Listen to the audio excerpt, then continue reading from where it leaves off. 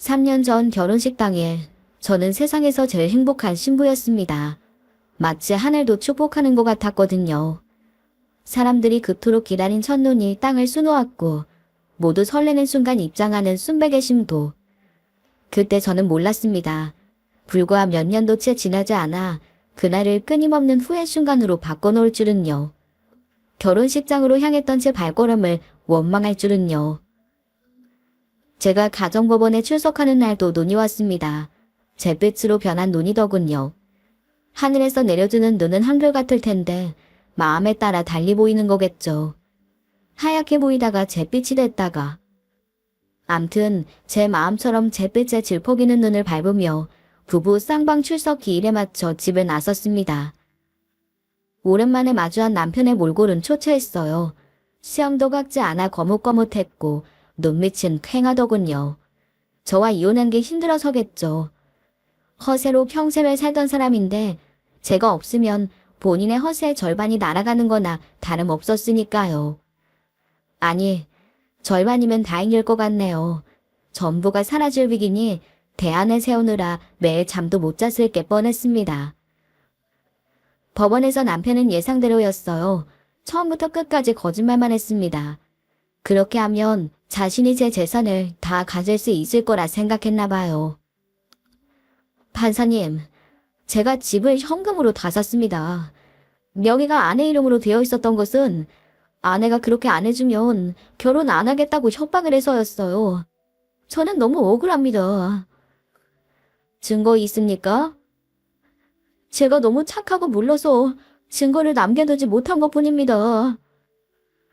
아내분이 계약금과 잔금 전부 송금한 이력이 있는데요. 그건 제가 현금을 주도 아내가 그걸 본인 통장에 입금해서 해요. 남편은 판사 앞에서도 정말 말도 안 되는 이야기를 늘어놓았어요. 남편이란 작자에 대해 못 볼 꼴을 다 봤다고 생각했는데 사람이 벼랑 끝에 몰리자 더 극한의 모습이 나오더군요. 합의 이혼은 애시당초 기대도 안 했지만 그래도 조정 이혼으로 끝내고 싶었는데 역시나 재판 이혼으로 가야 할 것 같았습니다. 남편과 법원에 나서며 뒤도 돌아보지 않고 나가는데 남편이 절 잡으며 이렇게 말하는 게 아니겠습니까? 도송하려면 변호사 선임해야 하는데 500만 원만 빌려줘. 너 미쳤어? 당신과 나 이혼 소송인데 당신을 변호할 변호사 선임 비용을 나보고 내라는 거야? 네가 날 알거지로 만들었잖아. 최소한의 도의는 지켜야지. 도의 같은 소리 하네. 난 당신과의 기획을 전부 삭제할 수만 있다면 억만금을 줘서라도 그렇게 하고 싶다. 근데 그렇게 할 수가 없으니 그동안 아주 비싼 인생 수업료 냈다고 생각하기로 마음 다 잡은 거야. 그리고 잊었나 본데 당신 처음부터 알거지였어. 말은 바로 하라고. 나 때문에 알보자인 척 행세하며 살았던 거잖아. 그러니까 나한테 500만 원의 옷자도 꺼낼 생각하지 마. 알았어. 마지막까지 그런 이야기를 들으니 진절머리를 넘어 어디 용한 데 가서 굿이라도 하고 싶어지는 심정이었어요. 저희 부모님이 교회 집사님인데도 하나님, 부처님, 알라신 다 찾아서 저 화상 얼른 떼버릴 수 있게 기도하고 싶었습니다. 분노가 치밀어 어디 가서든 스트레스를 풀고 싶었지만 오전 반차만 쓰고 오후에는 회사에 복귀하겠다 보고를 올린 터라 어쩔 수 없이 최대한 진정하며 회사로 향했습니다. 건물로 들어선 저는 엘리베이터를 타기 위해 기다리는데 누가 제 등을 탁 하고 치더군요. 돌아보니 조금 전까지 봤던 남편의 면상과 굉장히 닮은 얼굴이었어요. 팔자주름에 매부리코 하나까지 아들에게 물려준 시어머니였습니다. 너 어디서 땡땡이 치다 이제 들어오는 거냐? 어머니가 회사에 어쩐 일이세요? 내가 못 올 때 왔니? 며느리 일하는 회사니까 왔지. 그러니까 회사 왜 오셨냐고요? 네가 전화도 안 받고 문자 보내도 답이 없으니 답답한 사람이 찾아야지. 별소 있니? 넌 정말 공경사상이라는 건 눈 씻고 찾아봐도 없는 애구나. 너 학교 다닐 때 도덕점수 엉망이었지? 그렇지 않고서야 이렇게 늙은 시애미를 거름하게 만드니. 남편과 이혼하기로 하면서부터 저는 남편을 내쫓아 강제 별거에 들어갔고 더 이상 시댁 식구와 연락할 필요가 없겠더군요. 그래서 시어머니를 비롯해 시누이까지도 연락 차단으로 돌려놨었습니다. 남편이 일말에 남은 양심이 있다면 저희 관계에 대해 사실대로 본가에 털어놓을 줄 알았는데 그마저도 제 욕심이었나 보더라고요. 시어머니는 전혀 모르시는 눈치였어요. 연락이 안 된다고 굳이 며느리 일하는 직장까지 찾아온 예의 없는 시어머니에게 조목조목 따져 말씀드리고 싶었지만 안타깝게도 회의 시간이 임박해 그럴 여유가 없었습니다. 저 지금 회의 때문에 가봐야 해서요. 싸가지 없는 년. 나도 너랑 길게 얘기할 필요는 없으니 바로 본론부터 말하마. 얼마 전에 우리 집 옆동으로 계약한 거 알지? 사람이 나이 들수록 더 잘 차려놓고 살아야 남들이 무시 안 한다고. 기정이가 큰 집으로 이사가라고 해서 아들 성화에 못 이겨 이사하기로 했다만 그 집이 인테리어가 너무 올드해. 집주인도 인테리어 하고 싶으면 마음껏 하라고 허락했으니 이참에 몰딩도 좀 바꾸고 화사하게 꾸며볼까 한다. 쉰거 아닌데 몰딩까지 왜 바꿔요? 어차피 다시 이사가야 하는데 왜 돈 낭비를 하세요? 집은 큼직한데 아니고리면 사람들이 뭐라고 생각하겠니? 저 집 구석은 능력도 한다면서 평수만 넓혔나 보다 생각할 게 뻔한데 맞춰서 갖춰야지. 암튼 잔소리 말고 인테리어 비용은 네가 좀 보태려무나. 전세값은 기정이가 냈으니 너도 돌 이상 그 정도는 해야지. 어제 괜찮은 업체랑 이야기 다 끝내놨다. 그리고 너네가 큰 집으로 가라 해서 간 건데 마무리까지 책임져줘야 되지 않겠니? 전 이사 가지 마시라고 했잖아요. 큰 집으로 가라고 한 건 기정씨고요. 그러니 인테리어도 기정씨한테 해달라고 하시면 되겠네요. 아니, 얘가 말하는 본세 좀 보게. 그분은 예심동체 아니니? 됐고 나도 얼른 가봐야 하니까 대답이나 해. 그리고 기정이는 왜 이렇게 연락이 안 되니? 둘 다 내 연락은 무시하기로 작정한 거야? 걔는 치카드 쓰라고 줄 땐 언제고 다시 쏙 가져가서는 돌려주지도 않고. 막무가내로 전셋집 인테리어를 위한 돈을 달라고 회사까지 찾아와 떼쓰는 시어머니를 보니 기도 안 차더군요. 회고 뭐고 이왕 이렇게 된 거 시어머니한테 다 얘기하자 싶던 찰나 번뜩 머릿속에 스치는 게 하나 있었어요. 별거 들어가기 훨씬 전에 남편이 본인 카드를 제게 맡긴 적이 있었습니다. 시어머니가 맘에 들어한 냉장고를 같이 사러 가자고 약속했는데 학술발 피해가 잡힌 걸 깜빡했다며 저보고 대신 가라고 본인 카드를 줬거든요. 웬만해서는 본인 카드를 꺼내지 않는 사람이 마침 제게 없는 그 회사의 카드가 할인 적용이 많이 된다며 마지못해 건넸고 이후에 사이가 급속히 나빠지면서 카드를 돌려주지 못한 채 제 지갑 속에 계속 있었던 겁니다. 그래서 전 지갑에서 남편의 카드를 꺼내 시어머니에게 건넸어요. 여기 카드 드릴게요. 이걸로 결제하시면 돼요. 일시불로 해도 되는 거지? 나 바닥도 새로 깔고 천장 조명도 좀 바꾸고 수납장도 마음에 드는 걸로 짤까 싶은데. 하고 싶은 거 다 하세요. 어머님 말씀대로 집에 걸맞게 인테리어도 새로 하셔야죠. 그렇지? 아유, 이제야 말이 좀 통하는구나. 그럼 너희 뜻이 정 그러하니? 내가 싹 바꾸고 정리되면 초대하마. 그럼 저 이만 올라갈게요. 그래. 얼른 가서 돈 벌어야지. 올라가? 카드를 건네봤자 처음과 달리 환하게 웃으며 배웅하는 시어머니를 뒤로하고 전 사무실로 갔습니다. 회의를 진행하는 내내 계속 삐식삐식 웃음이 새어나오는 걸 참을 수가 없더라고요.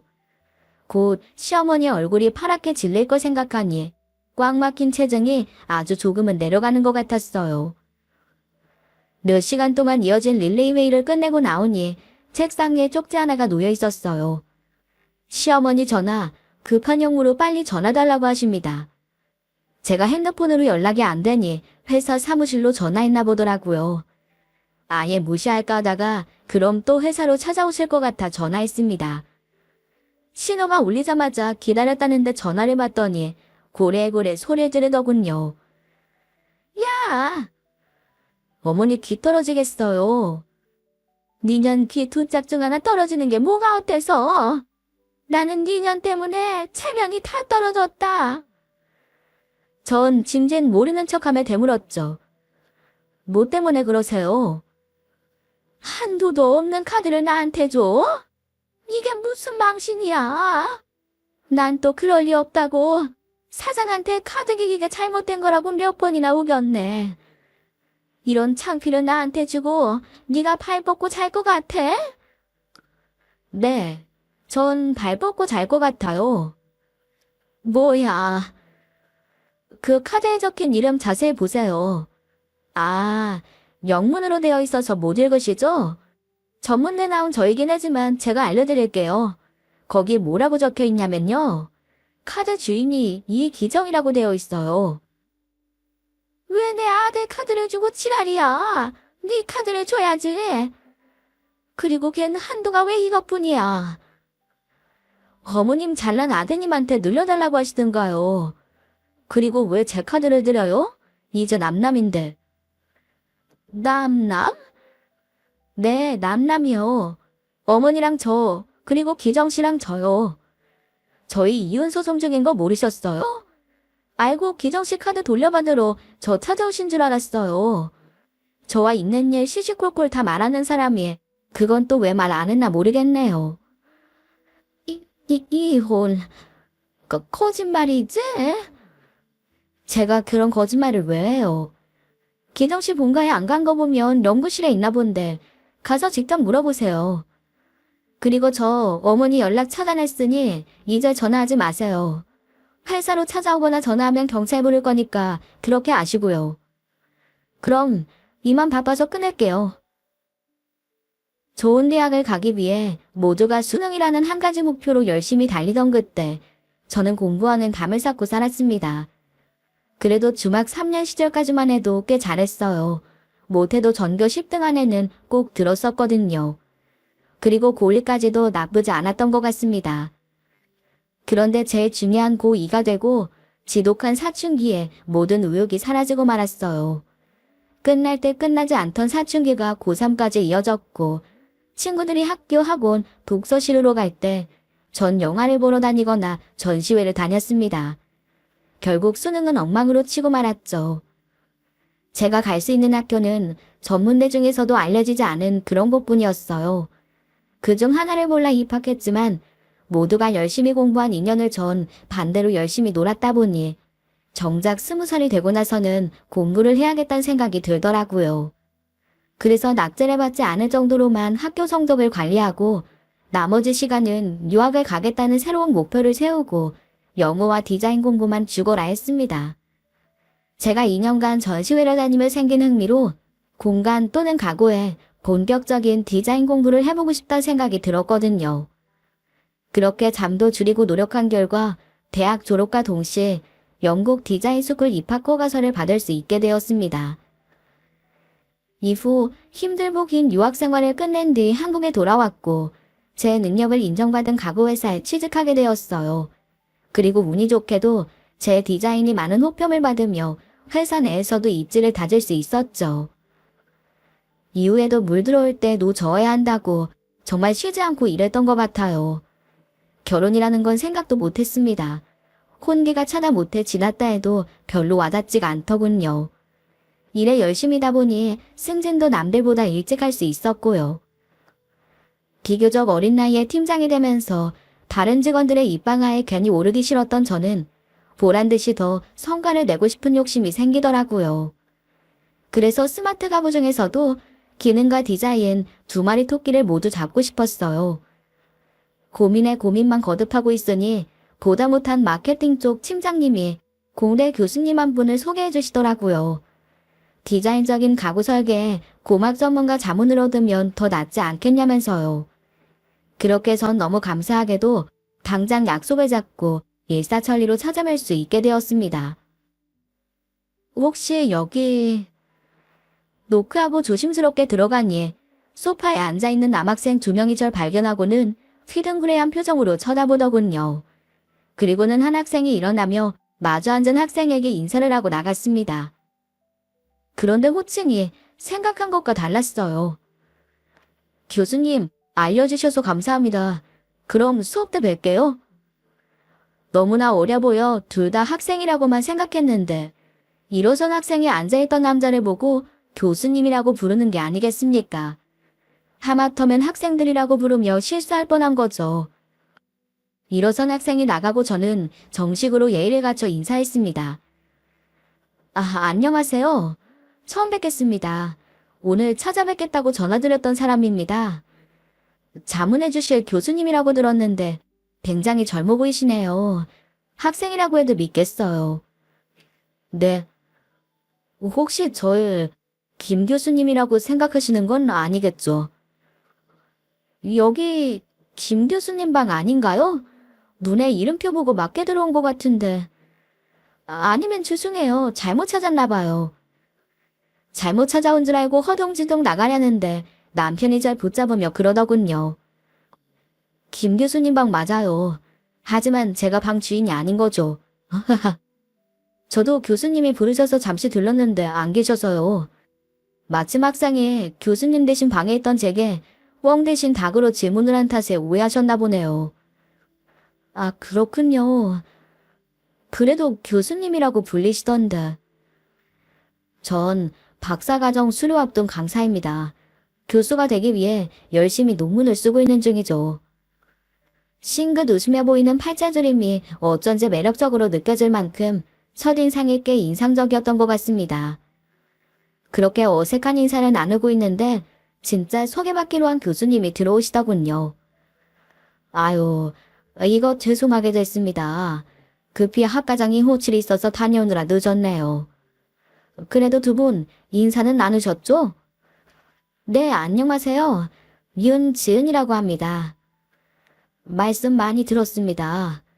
제가 뭐 큰 도움이 되겠냐마는 그래도 필요하시다면 얼마든지 드려야죠. 근데 정말 제가 해드리고 싶었는데 오전에 학과장님께 부탁받은 일이 있어서요. 그래서 지금도 다녀온 거고. 죄송하지만 오늘은 여기 있는 이기정 강사님이랑 함께 하셔도 될까요? 박사학위를 앞두고 있긴 하지만 저보다 그쪽 면에서는 더 나을 거예요. 지식도 지식이지만 요즘 사람들 유행도 잘 알고요. 네. 바쁘신데 어쩔 수 없죠. 알겠습니다. 그렇게 제가 원했던 디자인 방향이 기능면으로도 잘 수행할 수 있는지에 대해서 준비해간 자료들을 함께 보며 이야기를 나누게 되었습니다. 처음에는 가볍게 시작했는데 당시 의욕이 저만큼이나 넘쳤던 남편으로 인해 꽤 오랜 시간을 보내게 되었어요. 늦은 시간까지 저녁도 먹지 못하고 함께 해준 것이 너무 고마웠던 저는 남편에게 식사를 같이 하자고 권하게 되었습니다.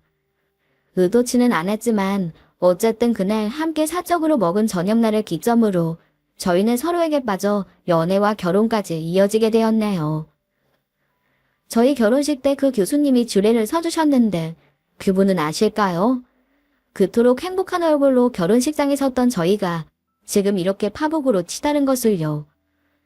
생각해보면 여느 때부터 이상한 점이 한두 가지가 아니었는데 이미 콩깍지가 쓰일 대로 쓰여 그마저도 제 눈에 들어오지 않았었나 봅니다. 그러니 그렇게 활짝 웃으며 결혼식 사진도 찍었겠죠.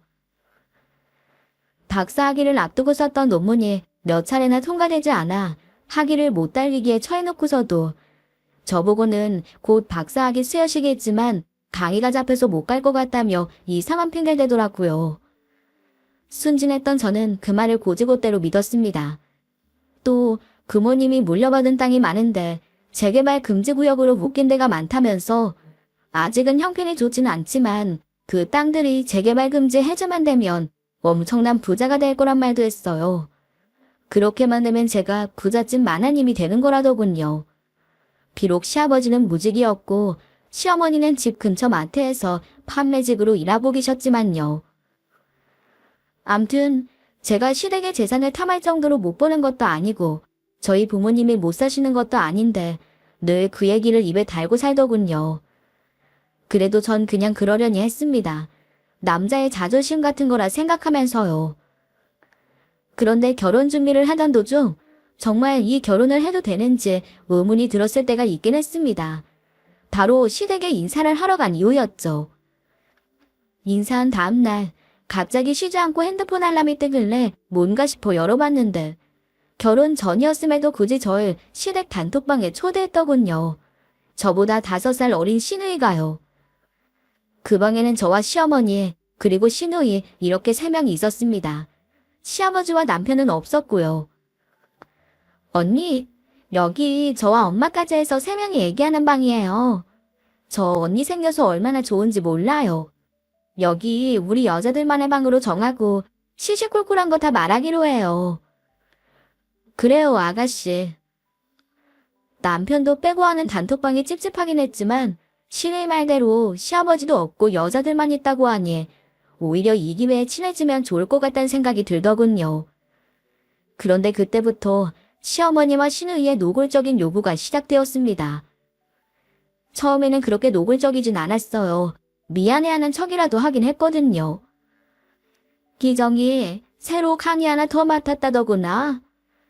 네, 잘 됐어요. 네가 양복 한 벌 새로 해주는 건 어떻겠니? 아, 요새 누가 양복을 입고 강의를 해요. 청바지 입고도 하는데요. 그래도 교수가 멀끔해야 학생들이 업신여기 안 볼 텐데. 아유, 그럼 됐다. 내가 이번 달 세금 내느라 여윳돈이 없어. 염치 불구하고 너한테 말 한번 해본 거니 신경 쓰지 마라. 엄마, 언니 무한하게 왜 그래요? 언니, 우리 엄마 말 마음에 담아두지 말아요. 제가 결국에는 지갑을 열 수밖에 없게끔 시어머니와 시누이가 몰아가더군요. 그리고 점점 강도가 심해졌습니다. 상견례 자리에서 제 부모님께 구체적인 예물과 예단은 절 통해 이야기하겠다고 하시더니 단톡방에 보낸 예단과 예물 목록은 한참을 읽어내려가야 할 만큼 많았어요. 저의 전문대 졸업과 남편의 박사학위를 비교하면서요. 아들 자식 뼈 빠지게 키워봤자 며느리 좋은 일만 시키는 거라며 당신이 학비를 다 댔고 뒷바라지를 했으니 이 정도는 충분히 받아도 될 것 같다고 하셨습니다. 전 너무 황당해서 바로 전화를 했습니다. 어머니, 이건 좀 너무 과한데요. 기정씨 모은 돈 없다고 해서 집도 제가 해가는데 예단과 예물까지 하기에는 저도 부담스럽습니다. 예, 이게 뭐가 과해? 그럼 교수 사모님이 되는 게 어디 쉬운 일인 줄 알았니? 전문대 졸업한 여자랑 산다고 괜히 기정이 앞길을 채부리면 어쩌려고. 이 정도는 해야 그래도 여자 쪽 집안이 키우지는 않는구나 라고 남들이 생각하지. 그런데 어머니가 오해하고 계시는 게 있는데요. 전문대 졸업이 맞긴 한데 저 영국 유명한 대학에 새롭게 입학해서 졸업했어요. 그래서 지금 다니는 회사에 입사할 수 있었던 거고요. 학벌로 따지면 저도 뒤지지 않아요. 다른 나라 학도가 어느 정도 수준인지 동네 노인들이 알기나 하겠니? 기정이 학교야 말하면 아들 농사 잘 지었다 칭찬이 입이 마르지 않게 하는데 넌 아무리 말해도 전문대 졸업한 거밖에 모를 거다. 그나마 회사가 괜찮으니 일이 잘 풀렸나 보다 생각하는 정도겠지. 그런 억지가... 뭐? 내가 지금 억지를 피운다는 거야? 아니요, 죄송해요. 그럼 네가 하겠다는 뜻으로 받아들이마. 전화를 끊고 전 바로 남편에게 전화를 했습니다. 하소연했더니 남편이 있어 보라며 본인이 해결하겠다고 하더라고요. 남편이 어머니께 어떻게 얘기를 했는지 그날 저녁 예단과 예물을 대폭 줄여 다시 목록을 보내주셨어요. 낮 동안만 해도 시어머니 맞추기가 여간 힘들 것 같지 않아 결혼 자체에 대해 의심이 들었지만 중재하는 남편이 있어 다시 마음을 다잡고 결혼식을 예정대로 올리게 되었습니다. 우여곡절이 있긴 했지만 무사히 식을 올리고 신혼여행을 가기 위해 공항을 찾은 저희 부부는 출국 수속을 하고도 시간이 남아 면세점을 둘러보고 있었어요. 그런데 또 핸드폰 알람이 울리더군요. 언니, 오빠가 그러는데 면세점이라면서요? 거기서 저 가방 하나만 사다 주세요. 가방이요? 어떤 거요? 신우이가 콕 집어 갖고 싶다고 한 가방 브랜드는 입이 떡 벌어질 만큼 비싼 곳이었어요. 직장인인 저도 그 가격의 가방은 갖고 있지 않은데 공무원 준비생인 신우이가 그런 가방이 왜 필요한지 이해가 안 됐습니다. 그거 너무 비싸서 들어올 때 세금도 내야 하고 좀 힘들 것 같아요. 하나뿐인 아가씨인데 그 정도도 못해줘요? 언니 예전이랑 예물비 많이 아꼈잖아요. 저 이번에 시험 잘 치면 곧 면접도 보러 가야 되니까 그 정도는 해줘요. 말이 통하지 않는 4살 꼬마도 그렇게 떼쓰지는 않을 것 같은데 신우이는 막무가내였어요. 제가 한참을 핸드폰만 들여다보고 있으니 남편이 왜 그러냐며 핸드폰 내용을 보더군요. 그리고는 바로 신우한테 전화해서 말도 안 되는 소리 하지 말라고 소리치며 끊어버리는 거예요.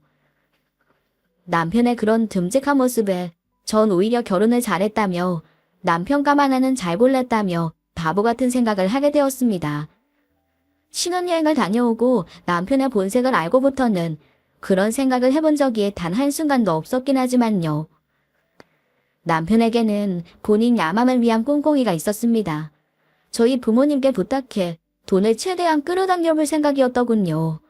친정부모님 돈을 자신이 맡겨둔 것도 아니면서요. 신혼여행에서 돌아와 처음으로 친정부모님께 인사를 하러 간 날, 저녁을 먹으며 강사로 일하는 이야기가 나왔고 앞으로 계획에 대해서 묻는 아버지께 남편은 이렇게 말했습니다. 장인어른, 저도 언제까지 시간 강사만 할 수는 없지 않겠습니까? 거리도 지은이가 저보다 낫고 제가 기가 좀 사려면 지은이보다는 잘 벌어야 할 것 같더라고요. 요즘 세상에 누가 더 많이 벌고 적게 벌면 어떤가? 둘이 사랑하고 먹고 살기만 할 정도로 벌면 되는 거지. 네, 장인어른이 장사만 하셔서 강사로서 교단에 서는 게 어떤 건지 모르시잖아요. 정말 치사하고 치열합니다. 다들 교수 되기에만 틈틈이 노리고 어쩌다 그 기회를 잡는 날에는 강사에서 교수로 천차만별대우는 물론 쥐꼬리만한 강사 월급에서 한 방에 인생 역전되는 거라고요. 물론 그런 기회가 있으면 잡아야겠지만 그게 어디 쉬운가. 그래서요, 아버님. 예전 제 지도 교수님이 안식년 들어가시면서 제게 한번 지원해보겠냐고 하시더라고요. 지원은 하겠지만 그래도 성이라는 걸 교수님께 좀 보여야 더 힘써주시지 않을까요? 그분이 급을 원하던가? 그건 아니지만 뭐 척하면 척 아닙니까? 이 사람이 큰일 날 소리 하네. 에헤, 아버님. 저 한 번만 믿고 밀어주십시오. 대놓고 교수 자리를 사고 싶으니 돈을 나라는 남편의 막무가내. 옆에서 듣던 제 얼굴이 발갛게 달아오르더군요.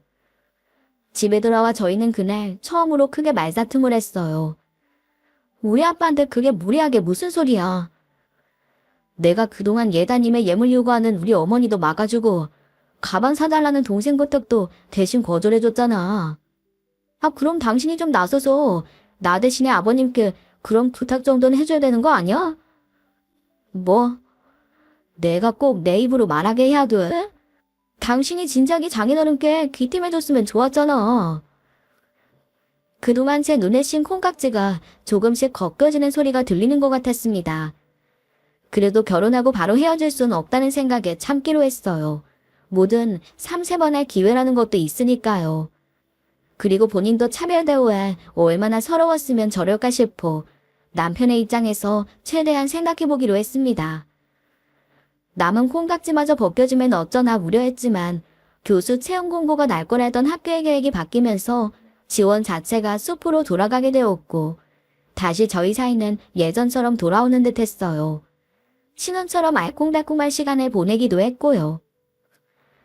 그렇게 다시 잠잠해지는 듯 했는데 남편의 대학 동기들이 집들이 겸 저희 집에 놀러온 날 다시 악몽이 시작되는 것 같았습니다. 와, 재수씨. 아니다. 이제 교수 사모님이라고 해야 하나? 암튼 결혼도 축하하고 기정에 교수 되는 것도 축하드려요. 네? 교수라뇨. 전 처음 듣는데. 처음 듣는 얘기에 어리둥절해하는 제 모습을 보곤 남편이 황급히 친구의 말을 가로막으며 설명하더군요. 내가 서프라이즈 해주려고 했는데 이 자식이. 야, 너 더 떠벌리지 마. 내 이벤트가 망가지잖아. 아유, 그런 거였어? 미안하다. 재수씨, 제가 한 말 싹 다 잊어주세요. 하하하하. 궁금함을 참지 못했던 저는 친구들이 돌아가고 술에 취해 잠든 남편을 깨워 물어봤어요. 조수됐다는 게 무슨 말이야? 설마 조수 행세하고 다닌 거야? 아니야. 될지도 모른다는 말이지. 그때 체한 공부 안 났다고 하지 않았어? 그건 그렇지. 그거 말고 다른 데 또 날 것 같아. 나기 전에 미리 내가 나서서 힘 좀 써뒀지. 설마 돈 썼어? 돈을 쓴 건 아니고 뭐 조그만한 선물 하나 보냈어. 그건 돈 쓴 게 아니야. 근데 돈이 어디 있어서? 내 비상금 있었어. 아우 잠 온다. 암튼 좋은 소식 있으면 들려줄 테니 좀만 기다리라고. 비상금이라니. 제가 남편의 주머니 사정을 모르는 것도 아닌데 어떻게 된 일인지 의문이 꼬리에 꼬리를 물기 시작했어요. 남편이 깊게 잠든 것 같아 남편의 핸드폰 지문 잠금을 풀고 문자와 통화 목록부터 훑어봤습니다. 그런데 저희 친정아버지와 통화한 횟수와 문자가 꽤 되더라고요. 문자 내용을 확인한 저는 어처구니가 없었어요. 남편의 비상금이라는 게 친정아버지의 비상금에서 나온 거더군요.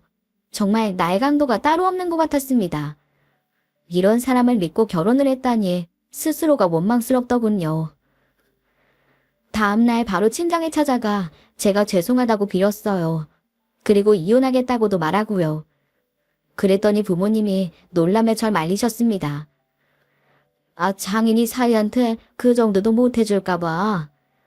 됐다. 그걸로 이혼이라니 말도 안 돼.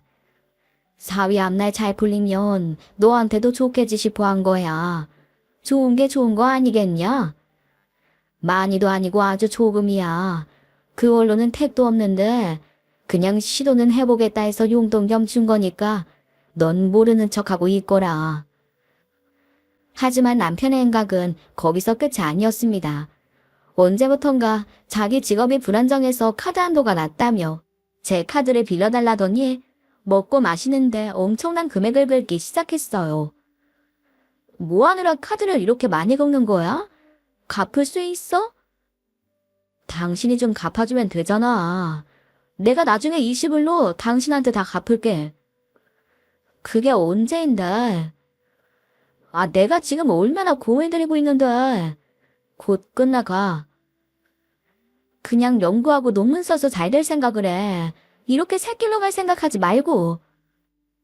내가 공부 잘하는 건 다들 알아. 그동안은 내가 총알이 없어서 관역을 못 맞춘 것뿐이야. 이제 시작이야.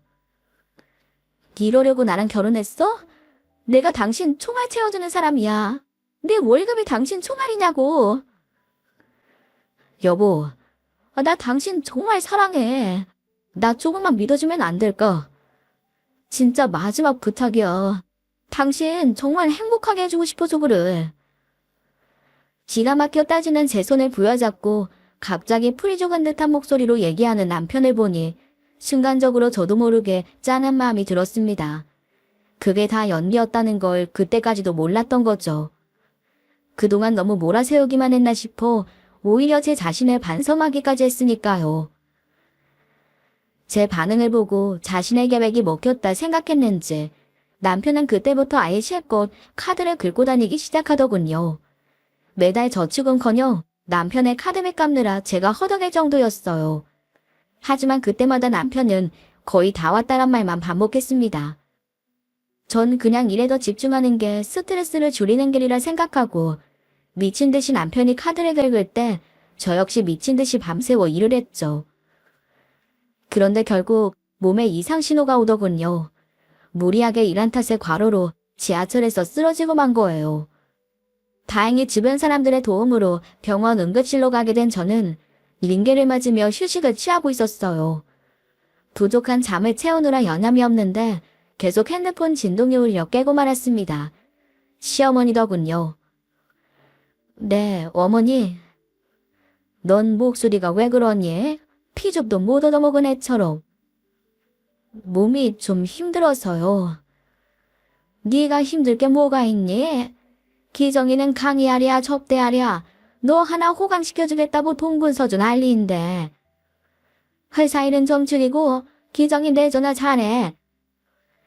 왜 전화하셨어요? 나 이제 마트 그만두려고 한다. 나이 들고 언제까지 일할 수도 없는 노릇 아니니? 너네가 둘이 맞벌이 하니? 우리 생활비나 타다리 보내려무나. 많이는 아니고 일단 네가 승진하기 전까진 200 정도만 보내. 이런 시어머니가 어딨니? 200 받는다 그러면 남들이 비웃어. 기정이 정교수 되고 너 승진하면 그때는 한 500 받지 뭐. 네? 저희 돈 없어요. 아, 왜 돈이 없어? 기정씨가 제 카드 쓰고 있고 어머니 말씀대로 접대하느라 한 달에 카드값만 제 월급을 넘어갈 지경이에요. 넌 속이 좀 좁다. 남자가 사회 나가서 그 정도도 못 쓰니? 네가 어떻게든 더 노력해봐야지. 아, 그게 내조라는 건데. 조금 전에는 일 줄이려고 하셨잖아요. 이 일은 줄여도 돈은 더 벌어야지. 그게 다 네 능력이야. 나중에 사모님 소리 들으려면 그 정도 노력쯤은 참고 해야 하는 거야. 교수 되기 전에 저 먼저 말라 죽겠어요. 넌 말이라도 그렇게 하면 안 되는 거 몰라? 곧 된다 해도 모자래 판국에. 너무 힘들면 네 친정에도 부탁도 좀 하고 그럼 되잖아. 어머니, 아유 기청 떨어지겠다. 그럼 마음씨 넓은 내가 봐줄 테니 생활비는 됐고 나 다음 달에 동창들이랑 해외여행 가기로 했는데 그거 비용이나 좀 대려무나. 시어머니는 아프다는 며느리에게 전화해 기껏 한다는 소리가 돈 달라는 거더군요. 그리고 생활비는 곧 죽어도 드릴 수 없다니 여행 경비며 장 보는 값이며 별의별 명목으로 수시로 돈을 달라고 요구하셨어요. 도저히 이렇게 살다가는 제 명에 못 살 것 같던 저는 단단히 마음을 먹고 남편에게 얘기하기로 했습니다. 남편만 돌아오기를 기다리고 있는데 남편이 활짝 웃는 모습으로 현관문을 열고 들어오는 걸 봤어요. 여보, 드디어 됐어. 끝났어. 당신 이제 행복 시작이야. 뭔데? 나 교수 채용될 것 같아. 당신 정말 고생 많았어. 그렇게 별짓을 다 하더니 뭘 어느 정도로 했는지 알고 싶지도 않았지만 암튼 남편은 지방의 어느 대학에 교수로 가게 됐다고 하더군요. 그때 든 생각이 더는 제가 쪼이지 않아 다행이라 싶었습니다. 그만큼 너무 몸과 마음이 시달려왔고 쉬고 싶다는 마음이 절실했거든요. 지난 몇 년간의 고생만 생각하면 평생을 해야 할 고생을 합쳐도 미치지 못할 것 같다는 생각이 들었으니까요. 남편은 신이 나서 제 카드를 돌려주었어요. 이제 자잘한 건 자기 카드로 긁고 굵직한 것들만 제 카드로 쓰라나요? 큰 관용을 베풀더군요. 그리고는 당장 시어머니한테 전화해서 큰 소리를 떵떵 치기 시작했습니다. 엄마, 이제 교수 아들 중에 생겼어. 당장 마트도 관두시고 집도 더 넓은 집으로 이사하세요. 이제 당당히 나도 대출받을 수 있다고. 정식 출근을 하고 남편은 당장 대출부터 받더니 시댁집도 함께 알아보고 난리더군요. 저희 부모님께 뜯어간 돈을 들려드릴 생각은 전혀 없는 것 같았습니다. 그러면서 카드도 새로 발급을 받아 시어머니께 생활비로 쓰시라며 드리고 시누이가 이전에 말한 가방도 턱하니 사주는 등 효자도 그런 효자가 없었네요.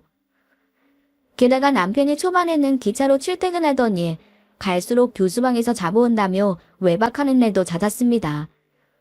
의미 없는 결혼 생활을 이렇게라도 유지해야 하나 스스로에게 의문이 들더군요. 교수로 채용되고 나자 저도 이제 남편 덕 좀 보고 싶다는 생각을 안 해본 건 아니었어요.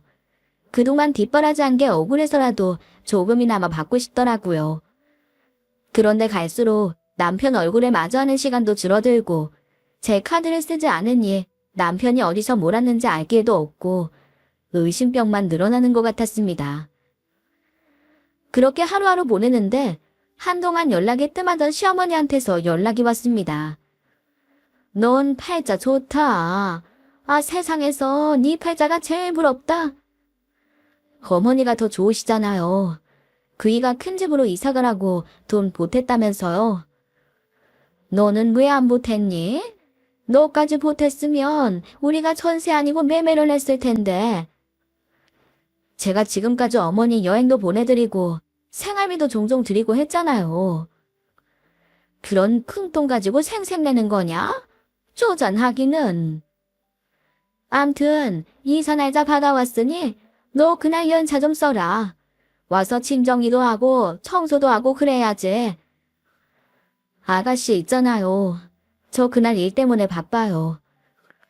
걔가 비실비실해서 어디 일할 수나 있겠니? 무엇보다 아줌마이 네가 낫겠지. 무조건 그날 시간 비워놔. 시어머니가 절 청소 아줌마로 생각하는 그 말 한마디에 전 마지막 잡고 있던 인내심의 끈이 끊어지는 걸 느꼈어요. 도저히 이대로는 살 수 없겠다는 결론에 이르게 된 거죠. 그리고 남편에게 통보하기 위해 시간을 내어 일하는 학교로 찾아갔습니다. 수업이 언제 비는지 확인하러 먼저 학과실에 들렀는데 전 거기에서 충격적인 이야기를 듣고야 말았습니다. 이 교수님이요? 그분 지금 징계위원회 열려서 거기 가 계실 거예요. 징계요? 왜요? 그게 제 입으로 말씀드리기가 좀... 저 가족입니다. 얘기해 주세요. 사실은 여자 대학원생들만 보면 자꾸 실목잡으러 오고 손잡고 어깨 주무르고 그런 게 좀 많았다 보니 학생들이 단체로 신고를 했어요. 이제는 제가 총알을 채워주지 않아도 알아서 매달 채워주니 다른 욕심이 생겼나 보더라고요. 전 그 길로 다시 집으로 돌아왔습니다. 남편을 만나지 않고요. 그리고 이혼 서류를 작성했어요. 며칠 뒤 남편이 집에 돌아왔더군요. 징계를 먹어서겠죠. 모든 걸 다 알고 있는 제게 끝까지 거짓말하는 남편의 얼굴은 뻔뻔하기 그지없었습니다. 그동안 연구하느라 너무 고생했다고 나보고 당분간 좀 쉬하네. 그래서 왔어. 당신도 좀 보고 싶고. 이참에 우리 여행 좀 다녀올까. 당신도 휴가 쓰고. 저는 말없이 서랍에서 이혼 서류를 꺼내 그 면상에 던졌어요. 이게 뭐야? 당신 미쳤어? 사모님 소리 듣기 싫어? 얼어 죽을 사모 같은 소리 한다. 너 성추행으로 잘렸지? 당신이 그걸 어떻게... 내가 모를 줄 알아? 진짜 더러워서. 당장 이혼해. 나 안 잘렸어. 몇 달 쉬고 다음 학기에 다시 나가. 그리고 학생들 보고 더 열심히 하라고 격려한 건데 걔네가 앙심 품고 모함한 거야. 그래, 그럼 그러든가. 암튼 나는 너랑 더는 못 살아. 오해야. 다 오해라고. 이 집 내가 산 거 알지? 당장 나가. 캐리어 끌고 온 거 그대로 다시 끌고 나가면 되겠네. 눈앞에 있던 남편의 캐리어를 문 밖으로 내동댕이 치고 남편의 등을 떠밀어 밖으로 쫓아내자 속이 조금이나마 후련해지는 것 같더라고요. 그동안 뭐에 홀린 건지 세뇌당한 건지 남편과 시댁에 피 빨리며 산 시간이 아까워 눈물이 났지만요. 친정부모님께도 그간에 있었던 일을 빠짐없이 말씀드렸더니 그렇게까지 심각한 줄은 몰랐다며 당장 이혼하라고 펄펄 뛰셨어요. 그날부터 현관 비밀번호도 바꾸고 저 혼자 오롯이 그 집을 차지하게 되었습니다. 남편에게 당장 이혼 서류마저 작성해서 보내라고 했지만 툭하면 연락을 피하거나 일 있다는 핑계로 얼버무리거나 하는 일로 차일피일 미루더군요. 결국 전 최후의 통보를 했습니다. 나도 소송까지 가서 피곤해지고 싶지 않은데 이런 식이면 소송할 거니 그런 줄 알아. 결국 남편은 조정이혼을 하기로 하고 서류를 작성해 제출하였습니다. 그 기간도 생각보다는 꽤 길더라고요. 다음 날이라도 당장 끝내고 싶었는데 조정기일이 되기까지 답변서도 제출해야 하는 등 할 일도 많았고요. 빨리 정리하고 끝내고 싶은 제 마음과 달리 남편은 그마저도 성실히 수행하지 않아서 결국 전 또다시 연락이 닿지 않는 남편을 찾아가기로 마음먹고 남편의 학교로 갔습니다. 금영 집을 나갈 때 다음 학기에는 정상 수업을 할 거라 했으니 학교에 있을 것 같았거든요. 산 넘고 물 건너갔지만 남편은 교수반이 없었어요. 아니, 어디에도 남편의 이름표가 달린 반이 없었네요. 알고 보니 징계를 받고 쉬는 동안 일이 또 하나 터졌더라고요. 그간 쓴 논문이 표절로 밝혀져 아예 박사학위까지 박탈당했다고 합니다. 정말 가지가지 아닙니까? 당장 쫓겨날 위기였지만 그래도 예정이라고 베푼 다른 교수님의 배려로 연구실에서 단기 계약직으로 일하는 중이더군요. 연구실로 찾아간 절 발견한 남편은 화들짝 놀라 저를 잡고 밖으로 나갔습니다. 나 지금 연구 중인 거 몰라. 왜? 왜긴 왜야? 수업 때문에 연구 중이지. 당신 잘렸다면서 무슨 수업이야? 입만 열면 다 거짓말이지. 야, 너는 그럼 알면서 왜 물어? 안 그래도 속 쓰린 사람한테. 그건 내 할 바 아니고 당장 법원에서 하라는 대로 하기나 해. 알겠어. 내가 치사해서 한다 해. 그래, 그럼 난 갈게. 앞으로는 이렇게 내가 걸음 안 하게 해줬으면 좋겠어. 근데 마지막으로 부탁 하나만 들어줘라. 당신 카드 좀 빌려줘. 어머니가 내 카드로 너무 많이 쓰셔서 그거 못 갚았더니 카드 정지됐어. 이럴 줄 알았으면 여러 회사에서 종류별로 만들어두는 건데. 당신은 진짜 정신의 회생 불가구나. 그리고 내가 카드를 줄 거라 생각하고 그렇게 말하는 거야. 그러니까 부탁이라고 하잖아. 한 달만 쓰고 월급 받으면 갚을 거야. 빌려달라면서 참 당당하네. 나 이제 바보 창치 아니야. 그러니 꿈도 꾸지 마. 조정기일에 만난 남편은 끝까지 구질구질한 모습이었어요. 소송으로 가게 되면서 자신의 변호사 선임까지 뻔뻔히 요구하는 걸 보니 이 사람은 원래 처음부터 이런 사람이었는데 제가 미처 알아보지 못했음을 뼈저리게 느낄 수 있었습니다. 시어머니가 전셋집 인테리어 비용을 쓰겠다 해서 전 남편이 시간 강사 때 발급받은 한도 적은 카드를 준 것밖에 없는데 저보고 당신이 망신당했다며 퍼붓는 시어머니를 보니 모전자전이란 생각이 들더군요. 이 남자는 아마 엄마의 뱃속에 있을 때부터 뻔뻔함과 가증스러움, 사기꾼 기질을 받은 듯합니다. 남편과 아직 이혼 소송이 끝나진 않았지만 보나마나 제가 이기겠죠. 저희 부모님께 돈 받은 내역도 있고 증거라고 하면 차고 넘치니까요. 아, 남편은 변호사를 선임했습니다. 시댁 전셋집 계약 파기하고요. 듣자 하니 이미 계약이 끝났는데도 물려달라고 진상 피웠나 보더군요. 계약금은 날렸지만 그거라도 해야 돈을 마련할 수 있었겠죠. 남편은 제가 자기를 망쳤다고 하지만 자신이 원래 망가진 사람이었다는 사실을 언젠간 깨닫기를 바라봅니다. 늦게 시작한 결혼 생활인 만큼 더 잘 살고 싶었지만 짧고 지저분하게 끝났다고만 생각하지 않으려고요. 앞으로 제게 남은 시간은 더 많으니까요. 여러분들도 혹시나 이게 아니다 싶은 거면 정말 아닌 거니 꼭 현명한 판단하시기를 바랍니다. 그럼 제 긴 이야기 들어주셔서 감사합니다.